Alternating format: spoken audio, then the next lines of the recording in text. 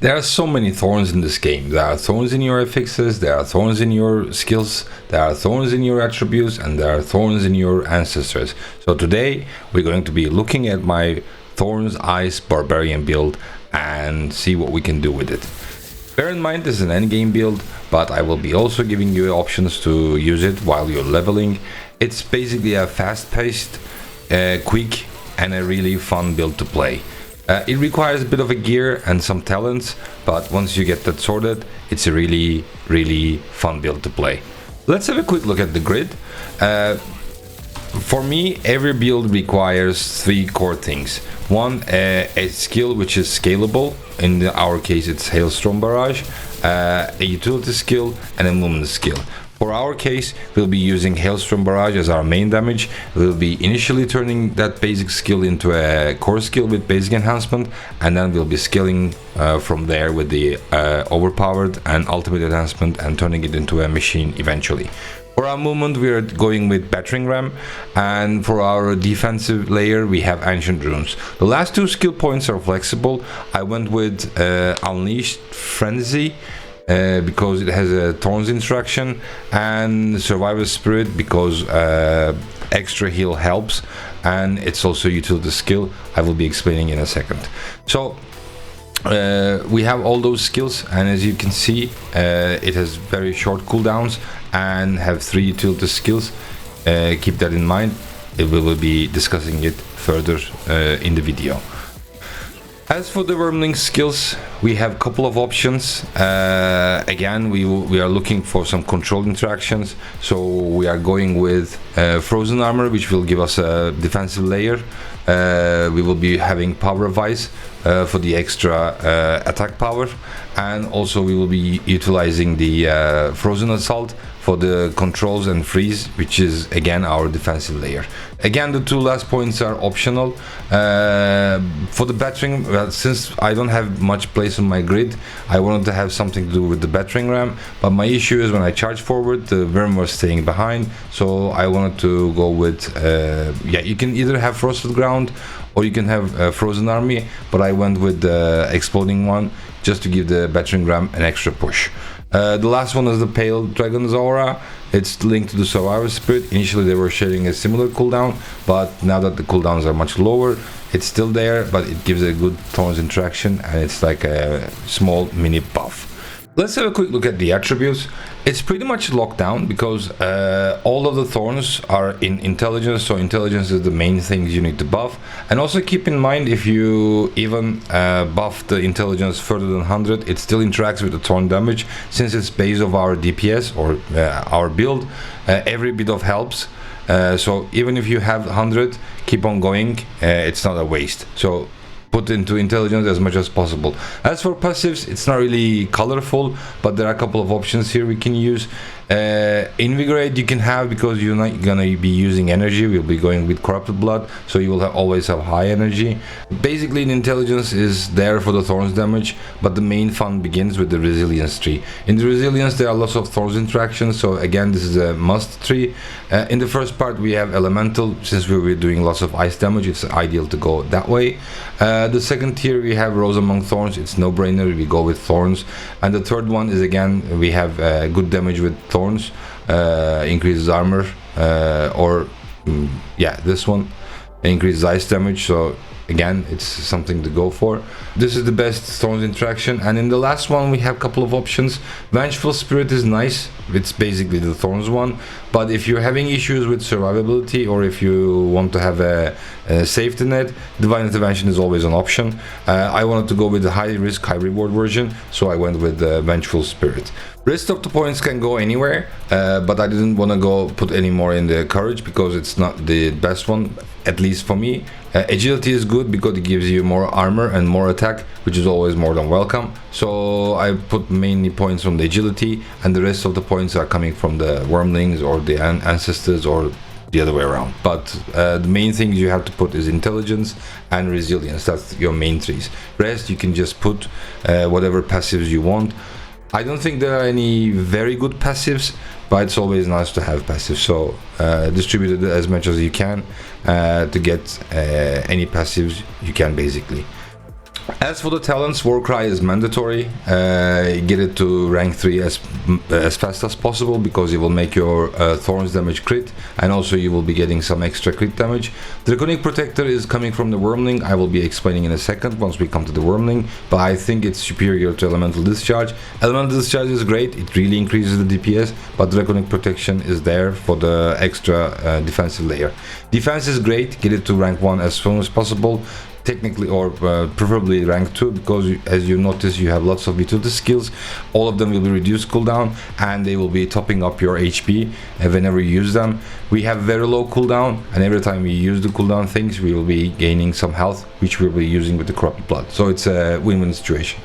Supernatural calls again is more than welcome, because we will be doing lots of controls with our Wyrmling abilities, and when we control, we will be doing more damage. That's the burst things coming from. So supernatural cold is at least 1 point is mandatory again, and defense is mandatory in my opinion, preferably 2 or maybe 3 if you can push it.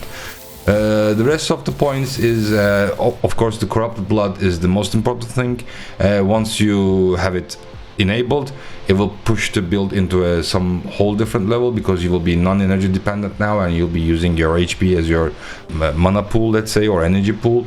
The rest of the points can go around. Speed is good, technique is great, because you will be using Hailstorm Barrage.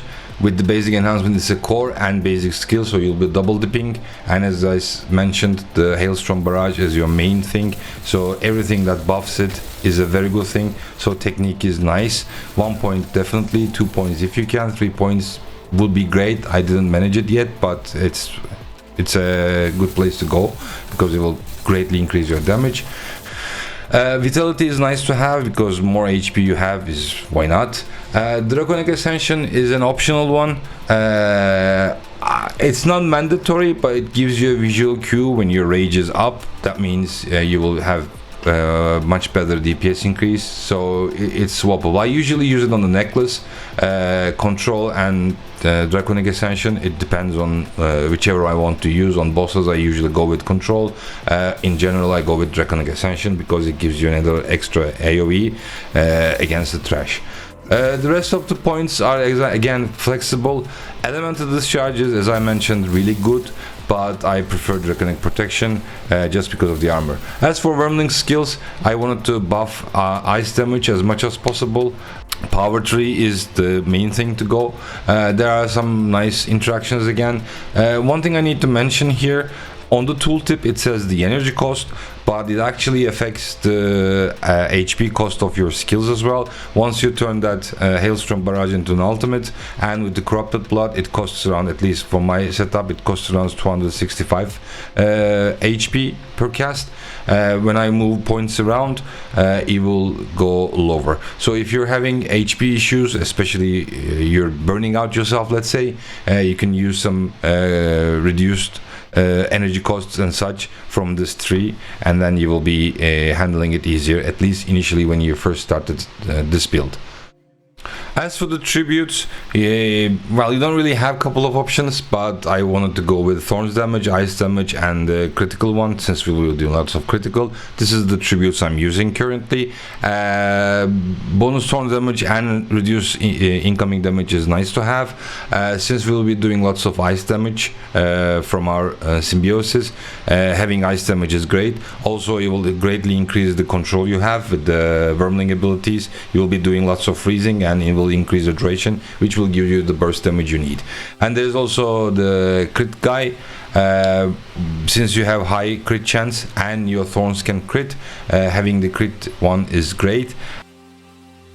One thing I need to mention, the crit guy is great because it will help you greatly with your critical build. If you're not crit capped, this guy will help you, since you'll be doing lots of basic damage. Every time you do damage, your crit will rack up, and eventually you'll crit and it will go down. So you can get away with, let's say, 80 or 70 crit chance and still crit a lot in that regards, so it's nice to have. If you crit cap, I would go for the Clovis, because every time you crit, and the critical damage increase is great addition to your DPS.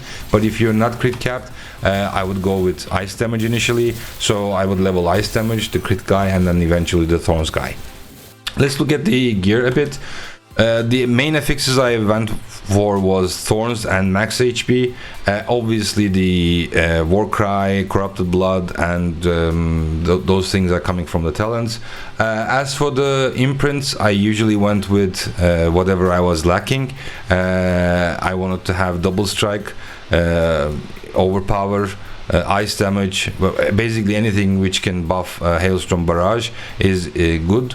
There are some really good ones, some really good draconic items you can imbue, like this one for example.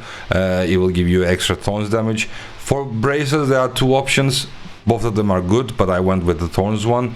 For Helm there's another option, but it increases the costs. I haven't tried it yet, but I will let you know once I do. So basically the main things you would like to go are Thorns, HP, and any resistance or elite resistance, elemental resistance, and that's it. Aim for crit cap, which is great because you will be doing lots of damage when you do that. As for the necklace, as I said, it's flexible. I usually go with Draconic Ascension on trash and control on bosses. As for rings, I will go for intelligence just to get more thorns, and critical damage and thorns damage again just to get more thorns, because critical damage is really nice, and as you do lots of crits it will be beneficial. Grand Benedictor is nothing fancy. I usually put whatever I'm lacking, so defense and supernatural call I want to get just in case. Once I have the 3 points, I will be distributing those rest of the points in somewhere else. It will just give you some more flexibility on your gear.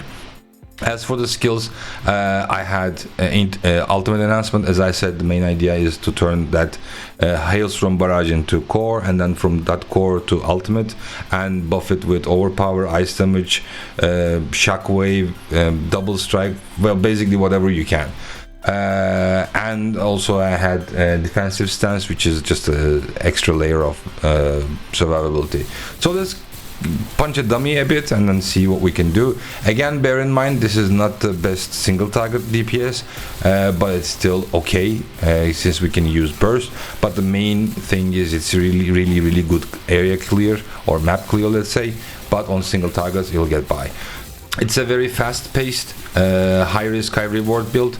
The main issues I'm facing currently is, since it's HP dependent and the HP pool is not that great, I'm occasionally getting one shot by the elites, but that's why we have the cooldowns. I don't really like rotations, but I would suggest go with Battering Ram, because it will increase your thorns damage, and then just pummel everything and use the cooldowns whenever you want. Basically the Survivor Spirit to give you a burst window coupled with potion and your Unleashed Fury. You will have really a huge amount of thorns damage, which will significantly buff your damage for a short duration of window. And also every time you do Survival Spirit or basically every time you use an utility skill, you'll be also regaining some of the lost health. So it's a high risk, high reward gameplay. I mentioned the build is Endgame, but I actually switched to this build at level 38 or something like that. So if you want to switch to it right now, what I would suggest is get the basic enhancement as soon as possible. It changes the whole build to a different level, but if you're having any energy issues or something like that, before getting Corrupted Blood, maybe you might want to get some energy regions or reduced costs glyphs on your fragments on your Ancestral Grid, and then eventually once you get Corrupted Blood, at least 1 point, then you can gradually remove those physical damages and energy ones and start replacing them with the ultimate enhancement, overpower, double strikes, so it will carry the whole Hailstorm Barrage to a next level. But again, as I said, this is a work in progress. It's a theoretical build, but I'm really having huge fun with it. And if you have any questions or if you have any comments, feel free to drop them below. And if you would like to have a discussion about it, catch me in one of my Twitch streams where we can discuss and see it in action.